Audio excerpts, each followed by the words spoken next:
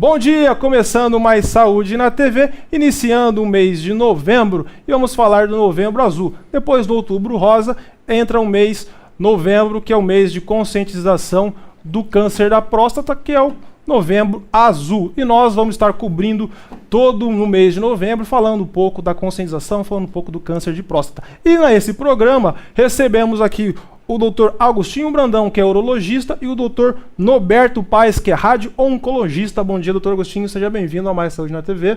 Bom dia, é um prazer estar aqui. Então, sempre é bom a gente estar conversando sobre esses temas. Pois é, doutor. E bom dia também ao Dr. Norberto Paes, que veio aí de Jaú, que já trabalha em Jaú, trabalha em Botucatu, Ourinhos, corre aí, né, doutor? Falando um pouco, fazendo todo o tratamento também de câncer. Bom dia, seja bem-vindo. Bom dia, muito obrigado pelo convite. E vou falar um pouquinho sobre o tratamento clínico e a questão da prevenção, que é muito importante para o Novembro Azul. Joia, doutor, muito bem. E para a gente começar, doutor, esse programa aqui, doutor Agostinho, falando Novembro Azul, que é um mês, né, de conscientização, como eu falei no programa, do câncer da próstata, né? Pra gente, esse nome próstata não é um nome muito comum, assim, que as pessoas, não é um órgão muito comum, mas agora está sendo bastante falado, né, doutor?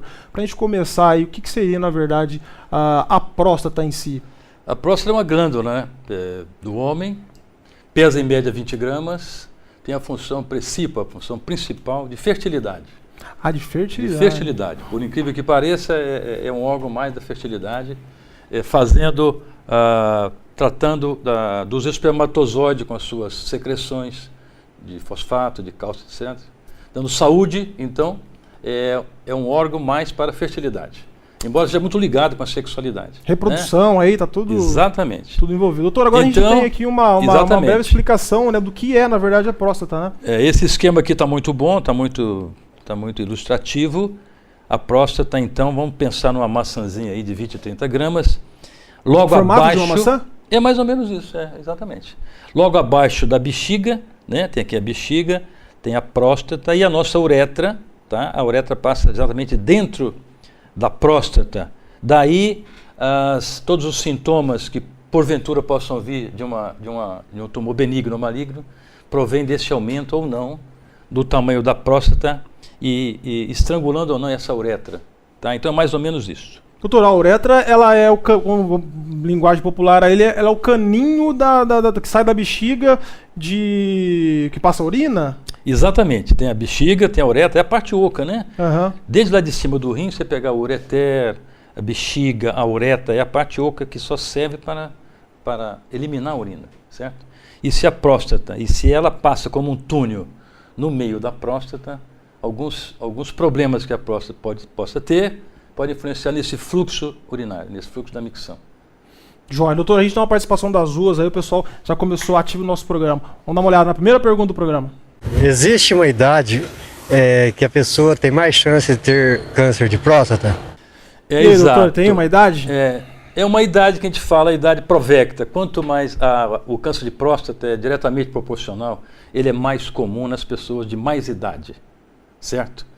Se a gente viver até 100 anos de idade, nós temos um gene que já está marcado que a gente vai ter um câncer de próstata. A gente já nasce com essa marquinha no nosso gene masculino que a gente vai ter um câncer de próstata. Quanto mais você viver, entendeu? Podemos dizer, então, todo mundo vai ter câncer de próstata? Se viver até 100 anos, a estatística praticamente é muito grande. Então, é um câncer que depende da idade. Depende da idade. O fator idade é muito importante. Embora não queira dizer que os mais jovens não possam ter. Mas acima de 80 anos, quase 70% pode ter um câncer de próstata.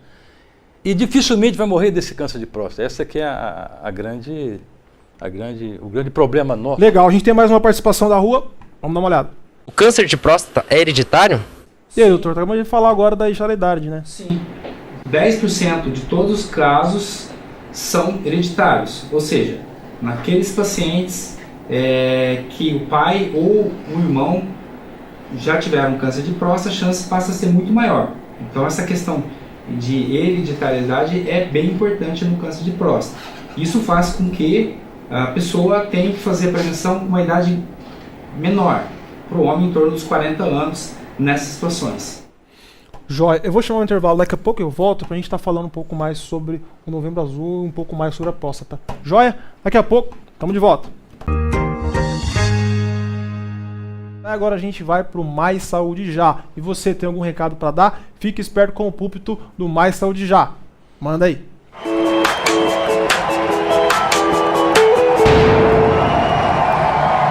Corta pra mim aqui, por favor. Roberto e Mariana, vocês precisam parar de tomar refrigerante.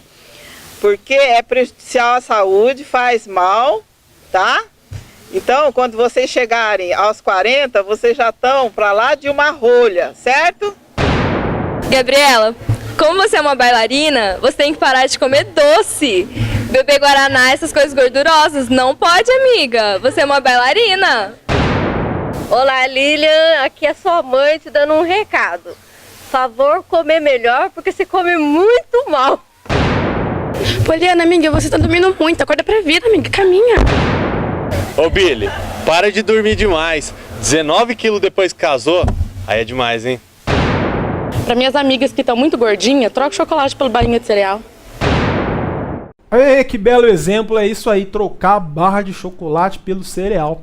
Parabéns, mulherada, fica atenta, hein? Boa dica. Doutor, agora viu que exemplo bom? Trocar a barra de cereal, trocar a barra de chocolate pelo cereal, bom, né? Péssimo, horrível. Doutor, a gente que não tem coisa de engordar, pois é chocolate mesmo. Agora a gente tá aqui e para diagnosticar se tem algum problema na próstata. Na verdade, tem algum sintoma? A pessoa, eu sinto que a minha próstata tá... Você tem alguma coisa de errado? Tem algum sintoma, doutor? Não, para diferenciar um câncer de próstata como um aumento normal da próstata, que a gente chama de hiperplasia prostática benigna, câncer de próstata e hiperplasia prostática benigna, que todo mundo vai ter um dia, os sintomas praticamente podem não existir em nenhum caso. Entendeu? Porque, como nós vimos a pessoa não sente nada. Não sente nada quando está no início, né? Entendeu? Porque para o câncer de próstata dar algum problema, para obstruir a sua uretra, como nós vimos a uretra ali obstruída, ele tem que caminhar, ele está sempre na pontinha, pega a maçã, ele está sempre naquela casquinha de fora da maçã, mais ou menos isso. Até ele caminhar no meio da maçã, para obstruir o nosso canalzinho da uretra que passa ali, está em média 4 a 5 anos. Nossa, demora. E quando chega ali, já não está mais também dentro da próstata só, às vezes, está fora da próstata. Ele escapou da próstata. Então, se a pessoa esperar ter sinais ou sintomas para diagnosticar o câncer de próstata, ele tá em maus lençóis. Então, no início, realmente não tem sintoma. O tratamento fica mais difícil. Às vezes não tem sintoma nenhum. Agora a gente tem uma participação das duas. O PSA substitui o exame de toque? Não. Pode fazer só o PSA? Não. Ainda para esses que não gostam, não tem medo de ir no neurologista fazer o toque, pode fazer só o PSA? O PSA tinha um valor que era muito mais fácil antigamente. Sabe que a gente vai aprofundando os estudos e as coisas vão ficando mais difíceis. Antigamente, abaixo de 4 está bom, acima de 4 está ruim. Acabou isso.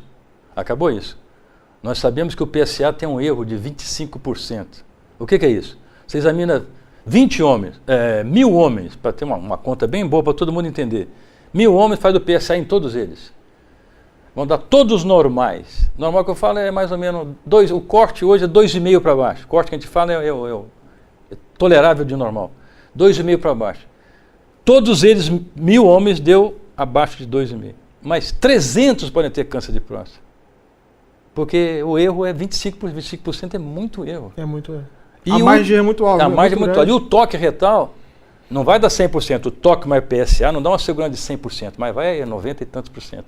Melhora bastante. Então o toque é imprescindível junto com o PSA. Doutor, mas a próstata sadia, quando faz o exame, a próstata sadia, você aperta, ela é o que? Ela é mais mole? Se você colocar o dedo no seu queixo aqui assim, ela é isso aqui, ó. Sadia. Ela não é dura, e se você aprofundar um pouquinho, ela fica durinha. Tá? Se tiver um pouquinho de hiperplasia, tá? Toca a ponta do seu nariz. Se for um câncer, toca a sua testa. Isso é para pessoas entenderem como é que é a variação da consistência da próstata. Eu já tenho eu tenho décadas de formado, você imagina quantos toques eu já fiz? Eu falo para o ultrassonografista, por exemplo, que o cara tem 20 gramas, 25, tá? Eu erro às vezes 5, 6 ou 10 gramas eu erro. Nossa, muito. Se a próstata é muito grande, eu não acerto, não, porque meu dedo não alcança todo, uma próstata de 80 gramas, não. Aí o ultrassom nos ajuda para isso aí. Pô, mas tem essa variação de 20 para 80? Tem, é 100 gramas, 200 gramas. Caramba. É grande. Joia. Doutor, a gente tem mais uma participação, vamos dar uma olhada. A alimentação é um meio de prevenir o câncer de próstata? Relativamente sim, porque em todos os tipos de câncer a gente tem uma relação com alimentação. Por exemplo, gordura, enlatados, conservas, e esses alimentos favorecem ao desenvolvimento do tumor. Em contrapartida, os alimentos saudáveis, como as frutas, os legumes, no caso da próstata, o tomate, porém o tomate a gente tem que ter alguma restrição por conta dos defensivos agrícolas, dos venenos, eles propiciam uma proteção contra o câncer de próstata. Então, a alimentação adequada, como aquela que a gente já conhece, rica em fibra, rica em verdura e frutos, sempre vai proteger o organismo, melhorar a imunidade contra o desenvolvimento dos tumores. Doutor, agora isso para tudo quanto é tipo de tumor também, né? A alimentação é fundamental, né? Sim, para qualquer tipo de tumor, qualquer tipo de neoplasia, que é o nome científico que se dá aos tumores, a alimentação ele tem uma contribuição muito importante. Quanto melhor a alimentação, mais saudável for a alimentação, melhor a imunidade e menor a chance de desenvolvimento de um possível tumor, inclusive de próstata. Agora, carne vermelha, é verdade ou é mito que ela ajuda a desenvolver o tumor, deixar o tumor mais maligno, digamos assim? A questão da carne vermelha é principalmente a questão relacionada à gordura, né? A gordura em si, ela contribui para a má alimentação, tanto para desenvolvimento de tumores como o risco cardiovascular e outras doenças benignas também. Joia. Vamos para o intervalo, daqui a pouco estamos de volta. Voltamos com mais saúde na TV e agora a gente vai para o novo quadro do programa, que é o quadro Fiquei Sabendo. E você, se souber de alguma receitinha, entre em contato com a gente.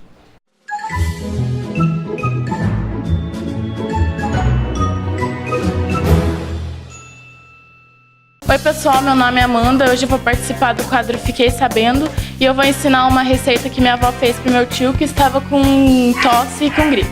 Vocês vão precisar de água, limão, drops de eucalipto e mel. Primeiro vocês vão pegar o drops e triturar. Depois de triturado, você mistura no mel. Aí espreme o limão. Depois uma colher de água. Aí mistura e leva no micro-ondas durante 1 minuto.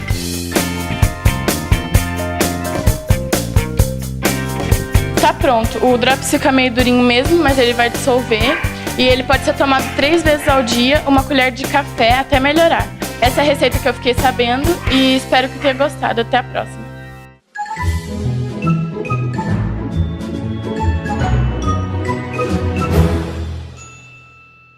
Que beleza, hein, Amanda? Receitinha da vovó. Doutor Augustinho, temos mais uma participação. Roda aí. Doutor, eu gostaria de saber quais são as opções para o tratamento de câncer de próstata. E aí, doutor? Tem muito tratamento? O câncer de próstata, aliás, como todo tratamento hoje em dia, que você tem mais de uma opção, tem que ser discutido com a família, tem que discutir com o paciente, certo? Tem uma idade melhor para você fazer um tipo de tratamento, outros não. Tem a agressividade do tumor, mas se ele está restrito, se o tumor de próstata foi apanhado no início, que está dentro da próstata, então a opção cirúrgica é uma opção excelente. Se tirar toda a próstata, tiver nódulo vazio, que a gente fala, sem metástase, etc., tem 90% de chance de ter cura, de ser curado, de curável. Se ele estiver fora da próstata, isso o Norberto vai falar depois, se ele tiver, mesmo que esteja um pouquinho fora da próstata, que a gente chama que é uma metástase marginal, ou se é gânglio, etc., se estiver fora da próstata, o tratamento cirúrgico já não deixa, não é a melhor opção. Joia. Mais uma participação. Eu queria saber como se trata clinicamente o câncer de próstata. E aí, doutor Norberto? A partir do momento em que o cirurgião fez a opção ou o paciente por não fazer a cirurgia, naqueles casos, principalmente doença inicial, a gente pode passar a falar em radioterapia. Mas existem vários momentos dentro do contexto da evolução do tumor de próstata que você pode usar a radioterapia e associar ou não a um outro tratamento chamado hormonioterapia. É associado junto? Faz junto?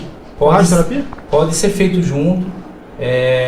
Tem as indicações daquelas, quanto mais avançado o tumor, maior a necessidade de fazer associação do tratamento com radioterapia e hormonioterapia. Agora, a radioterapia, ela é muito agressiva nesses casos de... Porque hoje não é igual antigamente, né, doutor Agostinho?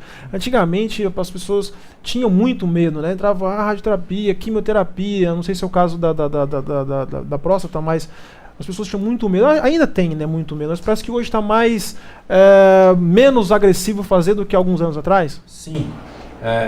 Hoje em dia, com a evolução tecnológica dos equipamentos de radioterapia, a questão da toxicidade, ou seja, das complicações pelo tratamento, diminui muito.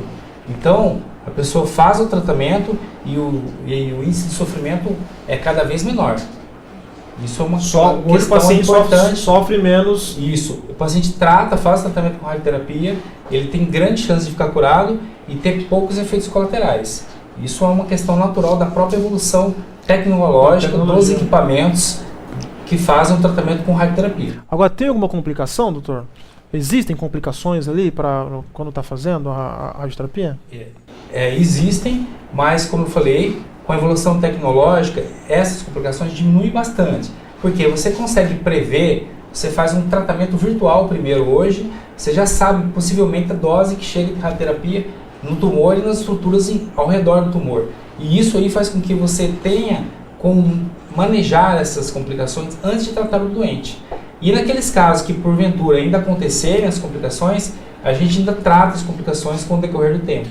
Doutor, via de regra, assim, quanto tempo mais ou menos um tratamento do câncer da próstata, de rádio? A radioterapia é um tratamento que se faz diariamente. Em torno de 40 aplicações para o câncer de próstata, sendo uma aplicação por dia, de segunda a sexta. Então, pelo menos 2, 3 meses de tratamento, com certeza, vai acontecer. E o que o doutor Agostinho falou é que em muitos casos some, né? Eu gostaria que o Norberto falasse sobre braquiterapia, que é interessante. Braquiterapia. Braquiterapia é uma modalidade de radioterapia em que a gente consegue inserir dentro da próstata uma fonte radioativa. E essa fonte radioativa, ela emite radiação dentro da próstata. Ela faz com que o tumor seja tratado de dentro para fora. Você coloca a fonte radioativa no interior da próstata. Isso. É diferente da através de cirurgia. Não. É feito um procedimento em que é feito um implante da fonte radioativa dentro da próstata. Lógico que o paciente tem que ser anestesiado, colocado numa posição adequada para isso, senão ele não aguentaria por causa da dor. E aí é feito então de dentro para fora. Você coloca o aplicador, a fonte radioativa dentro da próstata. Existem variações de modelos para isso. Aquelas que ficam definitivamente, outras que você coloca e tira. São variações no tratamento que funcionam muito bem. A pessoa vai, trabalha, faz tudo? Normal. Se for normal. Se for uma fonte de iodo, que a gente fala, são sementes de iodo, eles são colocadas múltiplas sementes para cobrir toda a próstata, as sementes ficam lá emitindo radiação. Quando a braquiterapia de alta taxa que a gente fala, é colocada uma fonte de irídio, que a fonte entra dentro da próstata, emite radiação e sai. Então é bem interessante. É diferente da técnica. É uma técnica nova. Não, ela já é, de certo modo, já usada há bastante tempo. Mas ela está cada vez mais sendo difundida a nível do Brasil. Mas também existem as indicações. Tá? Então o modelo do tratamento com radioterapia é a teleterapia, que você faz a radioterapia de fora para dentro, através de um equipamento. E outro equipamento que você faz com a inserção de aplicadores das fontes dentro da próstata, ou seja, de dentro para fora. De dentro para fora. Que bacana, a gente tem mais uma participação. Doutor, quais são os pacientes que têm indicação para tratamento clínico? Bom, a questão do tratamento clínico, ele pode ser feito em qualquer situação, desde a doença inicial até uma doença mais avançada. Mas, no Brasil, se prefere tratar as doenças iniciais com cirurgia. Aquelas doenças que foram um pouco mais avançadas, a gente faz o tratamento clínico, ou seja, com rádio e hormonioterapia. Quanto mais a doença é avançada, mais indicação de tratamento clínico. Porque, no caso, se houver uma cirurgia de uma doença um pouco mais avançada, vai ficar um resíduo de tumor. E aí você vai ter que fazer radioterapia de qualquer forma. Então a indicação seria de doença um pouco mais avançada e mesmo em doença inicial, quando o paciente ou o cirurgião preferir também. Então, Agostinho, tem mais algum tipo de complicação que pode ter a mais aí nos tratamentos? Da cirurgia? Da cirurgia. Claro, tem as complicações clássicas, incontinência urinária, e problema na área da sexualidade, da ereção. Isso depois que fez a cirurgia? Claro, você tira toda uma próstata, você tira... Eu estou falando com você em termos de... Hoje tem cirurgiões que têm 2, 3% de complicações. Tem cirurgiões que estão começando, tem uma curva de aprendizagem que a gente fala. Quem for operado por esses cirurgiões que estão no início, o serviço no início, a complicação é maior, mas é 10%. Que vai ter problema de incontinência urinária, que é o pior que a gente acha, que ainda não tem um manuseio, o cirurgião gosta de operar tudo, mas não tem ainda um manuseio cirúrgico para segurar essa urina que está se perdendo, tá? Tem alguns artefatos, né, artificiais, esfíncteres artificiais, etc.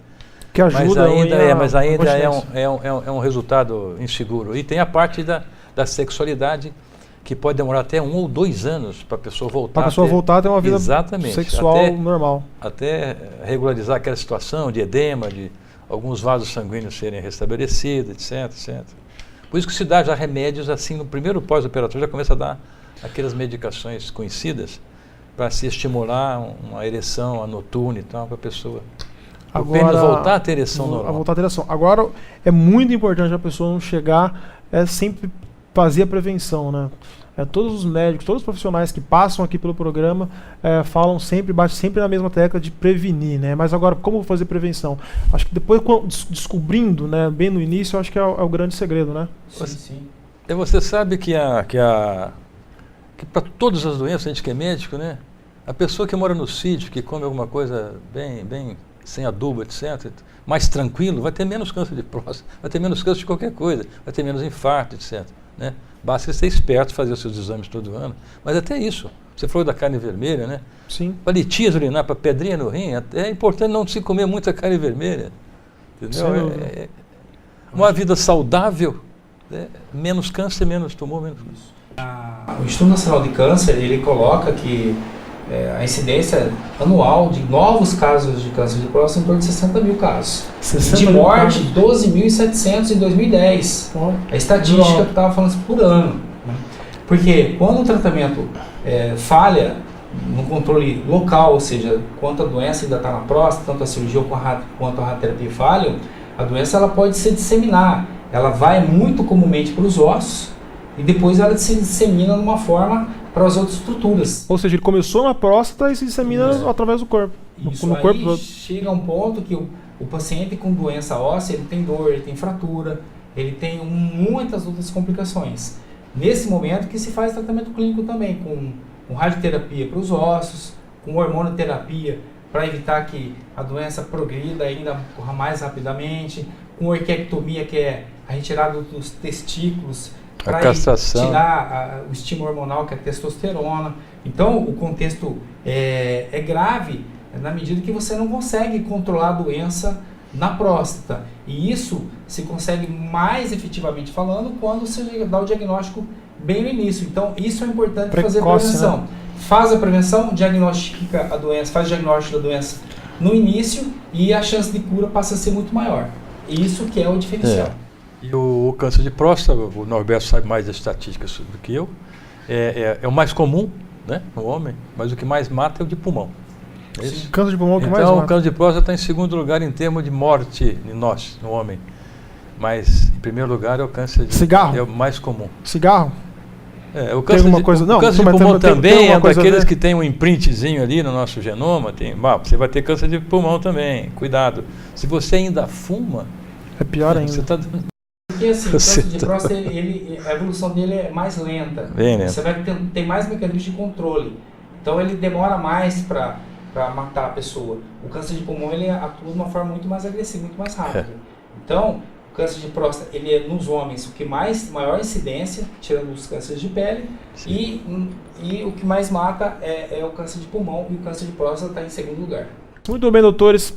Quero agradecer demais, doutor Agostinho, a presença aqui. Muito obrigado. Espero que todas as vezes que nós tivermos algum assunto aí, venha aqui. A gente vai estar discutindo um pouco mais, falando um pouco da urologia, da saúde do homem.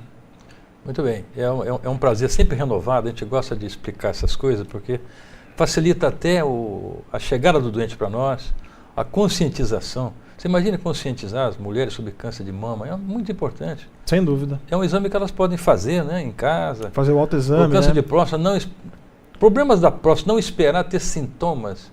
E quando tiver sintoma, a coisa já pode estar fora do controle do médico. Essa é a mensagem que ele gostaria de deixar. Né? E tem curas, mas a cura depende do início. Né? Sem dúvida. A cura depende de pegar esse câncer dentro da próstata. É muito importante isso. Joia, doutor, é isso aí, muito obrigado. Doutor Norberto, também muito obrigado pela sua participação aqui. Tenho certeza também que você voltará aqui no Mais Saúde na TV. Eu fiquei muito feliz pelo convite e fico feliz de ter a oportunidade de passar informação para as pessoas. E em relação à prevenção, prevenir é a grande chance da pessoa se curar se porventura ela tiver algum tipo de tumor. Boa, sempre prevenir é melhor que remediar, né? Já diz aquele velho ditado, né? É isso aí. E o programa de hoje fica por aqui. Muito obrigado a todos pela audiência. Até o próximo programa. Bom final de semana. Facebook da revista, facebook.com/revista Mais Saúde. Um grande abraço. Tchau. Doutor Agostinho, então tem mais algum tipo de... E entramos no mês de outubro. Outubro rosa. Tô com o negócio de outubro na cabeça. Doutor Agostinho, tem mais algum tipo de... Vai. 3, 2, 1. Bom dia, começando Mais Saúde na TV e hoje falando sobre... Não, esquece. Doutor Agostinho, tem mais algum tipo? Doutor Agostinho. Pera aí.